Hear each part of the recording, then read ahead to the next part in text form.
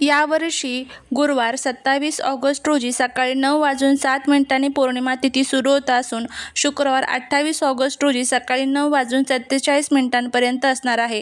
श्रावण महिन्यातील या अत्यंत पवित्र तिथीला श्रावण पौर्णिमा आणि नारळी पौर्णिमा म्हणून ओळखले जाते. हा दिवस माता लक्ष्मी आणि भगवान विष्णू यांच्या आशीर्वादासाठी तसेच समुद्राची पूजा करून जलदेवतेला प्रसन्न करण्यासाठी अत्यंत शुभ मानला जातो. आजच्या या विशेष व्हिडिओमध्ये आपण नारळी पौर्णिमेचे धार्मिक महत्त्व, या पवित्र दिवशी घरात सुख शांती राहण्यासाठी काय करावे, कोणत्या गोष्टी करणे टाळावे आणि त्याचबरोबर घरातील दुःख दारिद्र्य दूर करून कुटुंबाची प्रगती करण्यासाठी एक अत्यंत प्रभावी असा हा उपाय आपल्याला करायचा आहे. हा उपाय कसा करायचा, कोणत्या वेळेत करायचा याबद्दलची संपूर्ण माहिती या आजच्या व्हिडिओमध्ये मी तुमच्यासोबत शेअर करणार आहे. त्यामुळे व्हिडिओ हा स्किप न करता शेवटपर्यंत नक्की पहा. चॅनलवरती नवीन असाल तर चॅनलला सबस्क्राईब करून कमेंटमध्ये ओम नमः शिवाय लिहायला अजिबात विसरू नका. श्रावण पौर्णिमेचा हा दिवस भारतीय संस्कृतीत अत्यंत महत्त्वाचा मानला जातो.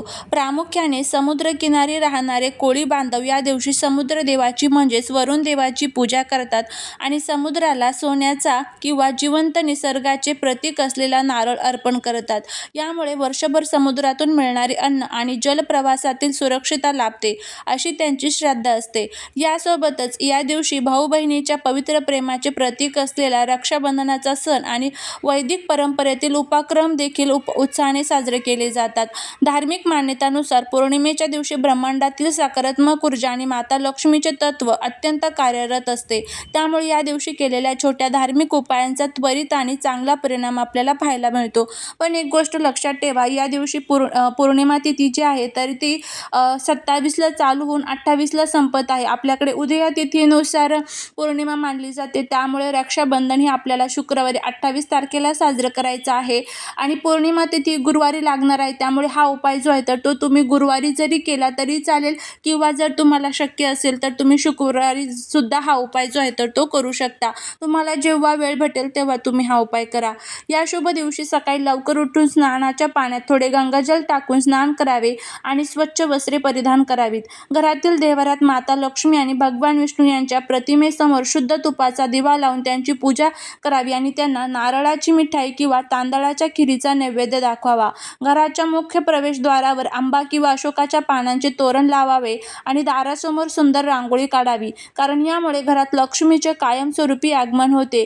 याशिवाय या दिवशी गरजू लोकांना किंवा ब्राह्मणांना अन्न, वस्त्र किंवा नारळाचे दान करणे अत्यंत पुण्यकारक मानले जाते. नारळी पौर्णिमेच्या पवित्र दिवशी घरातील वातावरण अत्यंत प्रसन्न आणि शांत ठेवावे. कोणत्याही प्रकारे घरातील सदस्यांमध्ये वादविवाद, भांडणे किंवा क्लेश होणार नाहीत याची काळजी घ्यावी. या दिवशी पूर्णपणे सात्विक आहार घ्यावा आणि मांसाहार, कांदा आणि लसूण किंवा मद्यपान यासारख्या तामसिक गोष्टींचे सेवन करणे पूर्णपणे टाळावे. श्रीफळ म्हणजेच नारळाला साक्षात लक्ष्मीचे आणि त्रिगुणात्मक शिवाचे प्रतीक मानले जाते. त्यामुळे नारळाचा अनादर होणार नाही किंवा तो पायदळी तुडवला जाणार नाही याची दक्षता घ्यावी. यासोबतच दारी आलेल्या कोणत्याही भिक्षुकाला, स्त्रीला किंवा वयोवृद्धांना रिकामे हाताने परत पाठवू नये अथवा त्यांचा अनादर करू नये.